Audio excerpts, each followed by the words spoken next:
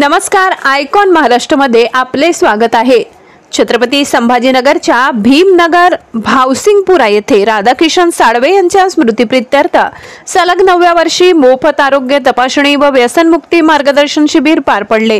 अमोल साळवे यांच्या पुढाकारातून झालेल्या या शिबिरात डॉक्टर विशाल वाठोरे, डॉक्टर अविनाश सोनवणे व सिद्धार्थ हटकर यांनी 143 जणांची तपासणी करून व्यसनमुक्तीचे मार्गदर्शन केले। दर महिन्याला 2दा होणाऱ्या मोफत शिबिरात सहभागी होण्याचे आवाहन आयोजकांनी केले। व्यसनाधीन लोकांचं जे प्रमाण असतं ते कमी असतं। याच्याचे बरेचसे फॅक्टर असतात, त्याच्यामध्ये समाजाकडून लावला जाणारा डाग, वाटणारी लाज आणि त्याच्याही पलीकडे व्यसनाधीनता। मग आता ह्या लोकांसाठी जेव्हा आम्ही काम करतो, असे बरेचसे कॅम्प आम्ही ऑर्गनाईज करत असतो। मग या कॅम्प मधून चला ठीक आहे, बऱ्याच वेळेला व्यसनाधीन लोक तिथे नसतात, पण आपल्या आजूबाजूला अशी लोक असतात ज्यांना आपण आपल्या पद्धतीने मदत करत असतो आणि किंवा मदत करण्याचा प्रयत्न करत असतो। पण बऱ्याच वेळेला आपल्यालाही याच्यामध्ये कुठेतरी खंड येतो, आपल्यालाही कुठेतरी अडचणी यायला लागतात की बाबा आपण बरंच सांगतो की बाबा तुझे लेकर बाळ आहे, तुझा परिवार आहे, तू पैसे खर्चत आहे, दारू नको पिऊ, हे सर्व गोष्टी होतात आणि एवढं सांगूनही तो व्यसनाधीन राहतो। त्याच्या मागचं काय कारण आहे आणि असं का होतं, तर आपण थोडस याच्यामध्ये सायंटिफिक वेने जाणून घेऊया आणि त्याच्यावर कशा उपाययोजना करायच्या आपल्या लेवलला, त्याच्याबद्दल आपण एक 5 मिनिटाच्या सेशन मध्ये जाणून घेऊया। आता एखादा माणूस व्यसनाच्या आहारी गेला म्हणजे नेमकं काय झालं, याचे आमच्याकडे काही क्रायटेरिया असतात। व्यसन कुठलेही असो, तंबाखू, मोबाईल, दारू, बिडी, गांजा, कुठलेही व्यसन असो, त्याच्यामध्ये जर एखादा माणूस त्या व्यसनाला वारंवार सेवन करत असेल तर त्याला आपण ऍडिक्शन असे संबोधतो। मग ऍडिक्शन कोणाला म्हणायचे?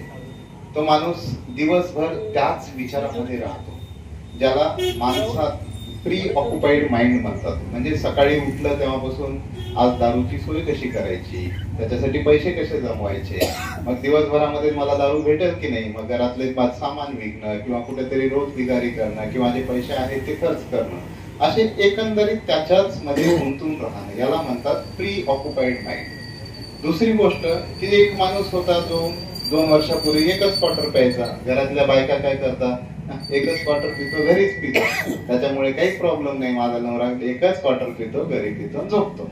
पण हळूहळू याचं प्रमाण जे आहे ते वाढत जातं।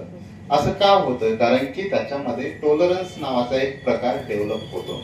म्हणजे जी नशा पहिले एका क्वार्टरनी यायची, आता तीच नशा येण्यासाठी त्याला 4 क्वार्टर घ्यावे लागतात। त्याच्याही पलीकडे जेव्हा आपण त्याला सांगतो त्याने खूप मोटिवेशन करून दारू सोडतो, पण जेव्हा हे सुटल्याच्या नंतर त्याला लगेच थरथरायला होतं, घाबरटपणा होते, झोप लागत नाही आणि ह्याच्यामुळे त्याची भरपूर इच्छाशक्ती असताना तो माणूस जो आहे तो दारू सोडू शकत नाही। याच्याही पलीकडे आता आपणच हुशार आहेत असं नाहीये, जो दारू पितो त्यालाही माहित असते की हे माझ्या शरीरावर दुष्परिणाम करणार आहे, पण दुष्परिणाम माहित असून सुद्धा तो त्या गोष्टीला सोडू शकत नाही। हे आणि दिवसभर या सर्व गोष्टीमुळे त्याचं सोशल लाईफ म्हणजे सामाजिक आयुष्य, वैयक्तिक आयुष्य, फॅमिली आयुष्य हे बर्बाद होत जाते। हे जे क्रायटेरिया ज्या लोकांमध्ये बसतात त्याला आपण व्यसनाधीन असे म्हणतो। आता व्यसनाधीन होण्याचे जर न्यूरोलॉजिकल लेवल पाहिलं तर ब्रेन मध्ये काही केमिकल असतात, त्या केमिकल मुळे व्यसनाधीनता वाढते।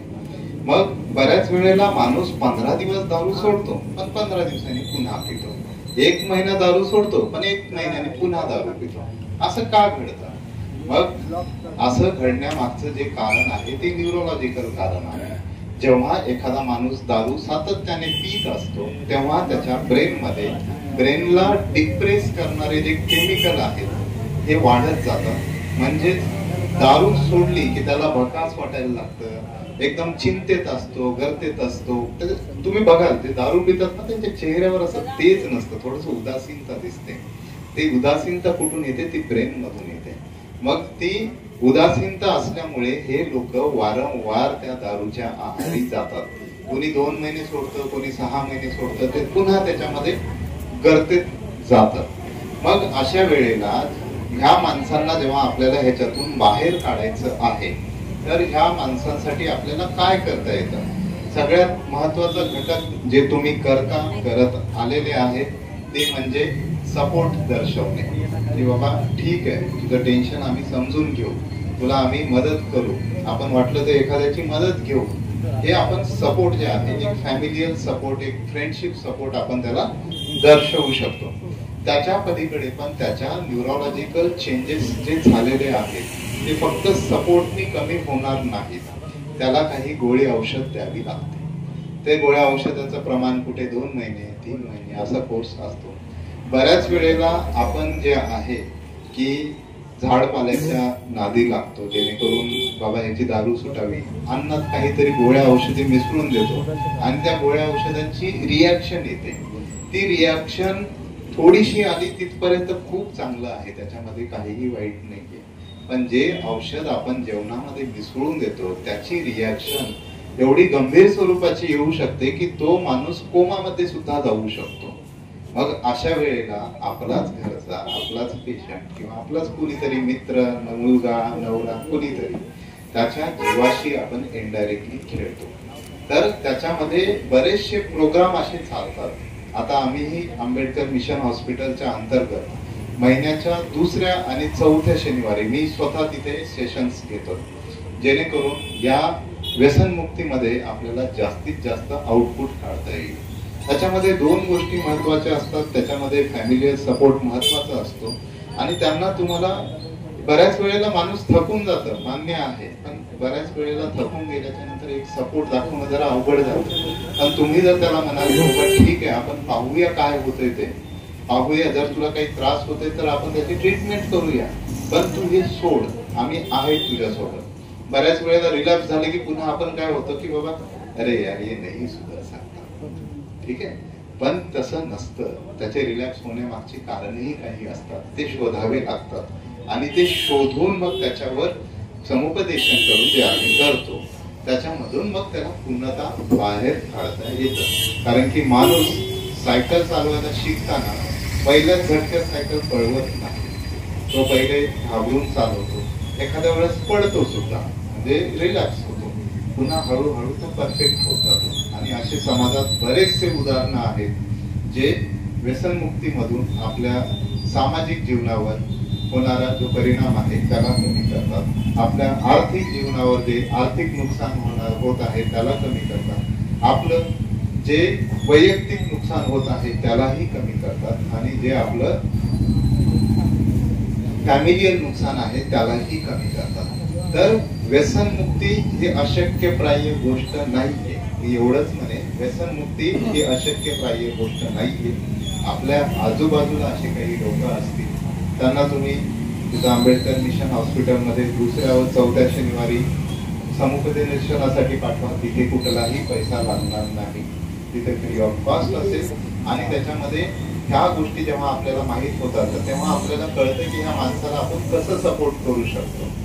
तर हे एकंदरीत त्याचं कारण आहे. सपोर्ट करण्याचे जे पद्धती आहेत प्रत्येकाच्या आपल्या असतात. जेव्हा आपण ग्रुपमध्ये येतो, आपण ग्रुप म्हणून सपोर्ट करतो, त्याला होणाऱ्या त्रासापासून एखाद्या डॉक्टरांचं मार्गदर्शन घेतो, तर त्यावेळेला ह्या गोष्टीतून बाहेर पडणं हे सुकर होऊन जातं आणि त्याला 100% मदत होऊन जाते. आणि जे लोक ह्या लाईन मध्ये पडतात ते लोक नक्कीच व्यसनमुक्ती मध्ये जातात.